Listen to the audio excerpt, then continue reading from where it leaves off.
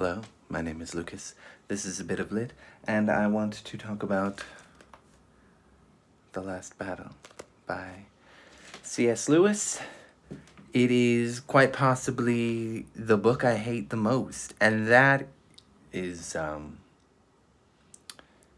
yeah, pretty tough to beat A Portrait of the Artist as a Young Man, but I might hate this more.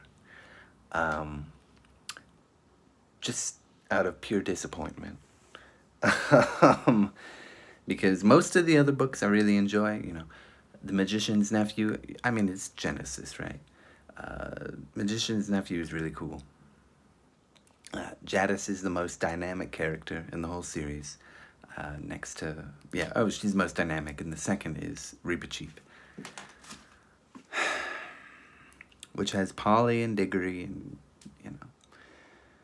all sorts of other people. Jadis, however you want to say it, the White Witch, she's amazing. Then there's The Lion, the Witch, and the Wardrobe, which comes second, chronologically, in Narnia, which has Peter and Lucy and Edmund and Susan. Great story, very allegorical. Aslan is Jesus. I can live with that. And then the third one is a detour of sorts. It takes place while they're still in Narnia before they leave and come back. The Horse and His Boy, which has a great adventure story, and it doesn't have Peter. They talk about him kicking the crap out of some giants during the golden age of Narnia. Really questionable. No, he goes up north to the giants and kicks the crap out of them. Anyway, read between the lines, yeah? Okay. But it has Peter and Susan and Lucy.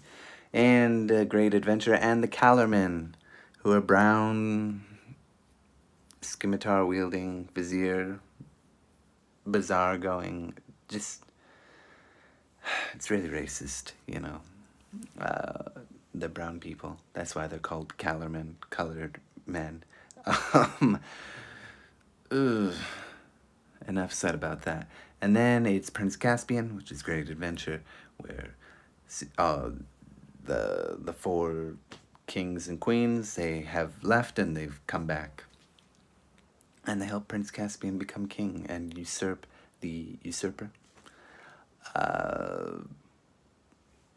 Not totally amazing, Prince Caspian, I feel like he doesn't really do anything. Not really. Anyway, then there's Voyage of the Dawn Treader. By now we have lost Susan and Peter. And by the way, this is also my Friday reads, because this is what I've read the past week, the Chronicles of Narnia, which is why I'm detailing them a little bit. Susan and Peter are too old, but Lucy and Edmund come with their cousin Eustace, who is a little snot, and I love him until he becomes good, and then he's not as interesting. And it has Reepicheep, much like Prince Caspian, and it's great. And Reepicheep kind of disappears, and Lucy and Edmund are now too old after that one. But Eustace isn't, and he comes back again in the silver chair to go find the son of King Caspian, who has gone missing for 10 years, in search of the one who murdered his mother. Pretty good. They go north to the giant's land, north of Narnia. Eustace and Jill Pole, who's a new character. And now we have The Last Battle, which is completely out of its mind. I love how it starts, with the monkey that wants the ape that wants bananas and oranges and thinks that Narnia is not a good place. And don't you want that too? Shift, I believe is his name. Yeah, Shift, that's right. And he has a friend who's a dim-witted donkey named, oh my gosh, I just forgot what it was. I had it in my head just now. What was his name? Why do I have... Oh yeah, Puzzle, that's right. I was gonna say Rainbow, but that's a student of mine. Anyway. Yeah, they dress Puzzle in a lion's skin, which is like some fable, I think, from Aesop, right? Um,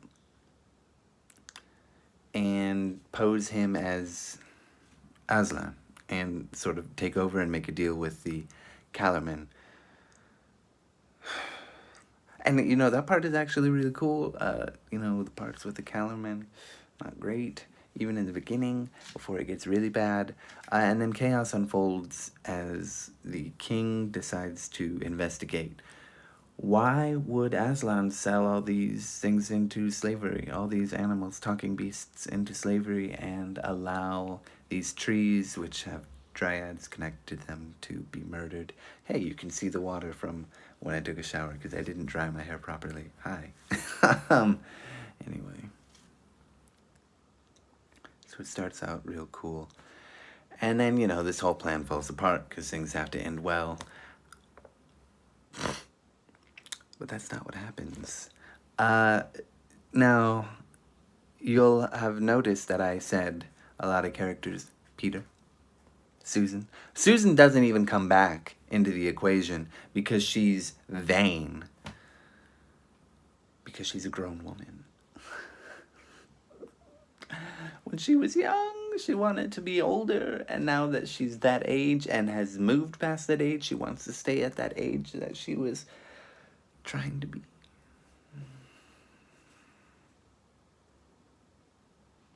And that's why she's no friend of Narnia and sees Narnia as a silly kid's game.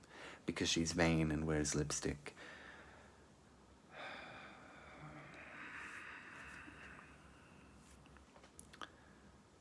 Stupid. That's stupid. One of the many reasons I hate this book. But yeah, Peter, Susan never makes it back. And honestly, she shouldn't even be part of this. None of them should be, because Susan, Edmund, Ruby Cheap disappeared too. Diggory, Polly, although I suppose those two were, I don't remember them being directly told you'll never come back.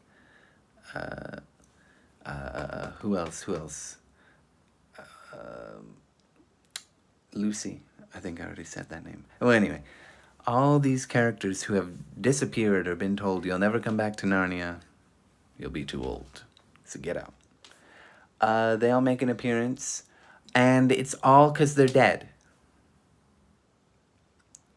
And this is just the beginning. Let me just read this to you. I'm going to spoil the end, which I just did. I'm going to spoil the end. Now, I understand this is Christian mythology, and I was trying to point out all the Christian mythological links with Aslan as Jesus, Genesis with Magician's Nephew. I'm sure there's other things, too, in the other books. But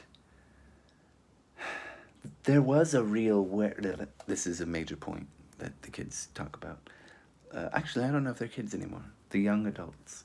There was a real railway accident, said Aslan softly. Your father and mother and all... You know, let's just read this whole page, because it pisses me off.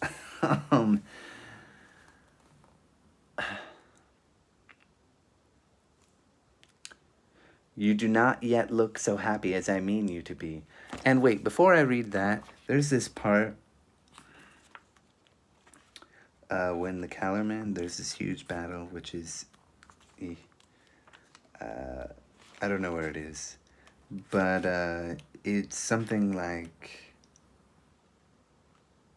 these dwarves are talking to the Calormen and calling them darkies for a couple pages, and it's just terrible. It's so racist. This book is so racist.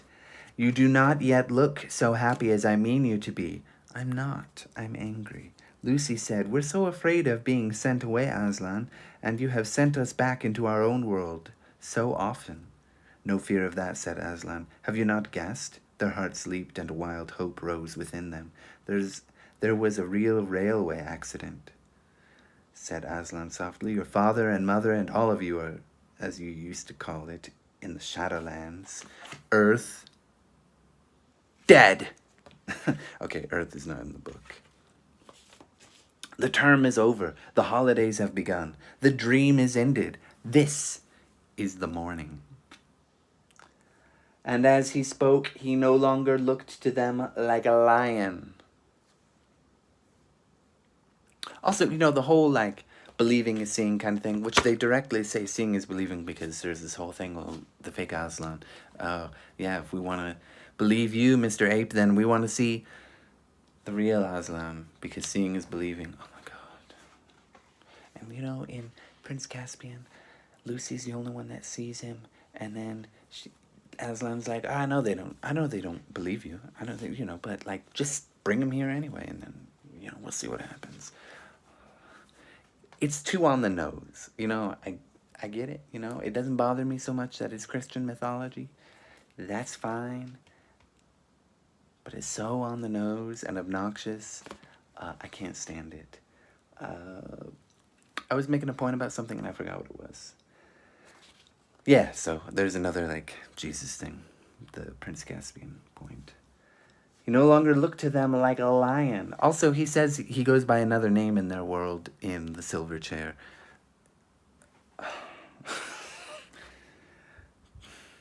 But the things that began to happen after that were so great and beautiful that I cannot write them. They're in heaven. And for us, this is the end of all the stories, and we can most truly say that they all lived happily ever after. But what about me, the reader? Just kidding. But for them, it was only the beginning of the real story. All their life in this world and all their adventures in Narnia had only been the cover and the title page. Now, at last, they were beginning chapter 1 of the great story, which no one on earth has read, which goes on forever, in which every chapter is better than the one before. Well, that's great for when that happens, but, excellent, good, racist, excellent, good, utter trash. Okay? This book is also racist and misogynist, and it's like he had no control of where he wanted to go. There's a lot of points that I didn't bring up, because I want you to make your own decision if you've read this book, or if you're going to read this book. I hate this book with a passion, because I loved the beginning of it. I thought it was really cool that there was a fake Aslan, I thought, wow, what interesting possibilities. And then all the characters who are too old to come back, but it's only because they're dead. So that this book can end with heaven and the worst on-the-nose Christian mythological symbolism I've ever read. So yeah, I think I hate it. No.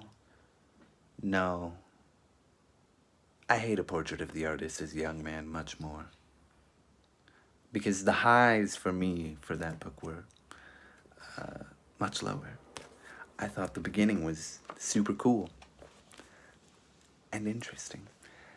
And then it got racist, and then it got sexist, and then it got more racist, and then it got ridiculous. And I'm not saying Christianity is ridiculous, I'm just saying the way it's used in this book is terrible. Okay? This book is bad. All right? Thank you. Now, if you feel free to disagree, I will think you are wrong, because I love all the other books, except The Horse and His Boy. And there are good things to this book, right? And there are good things to Horse and His Boy, but Horse and His Boy is marred by its ugly racism. And this book, same thing, but worse. Okay, bye.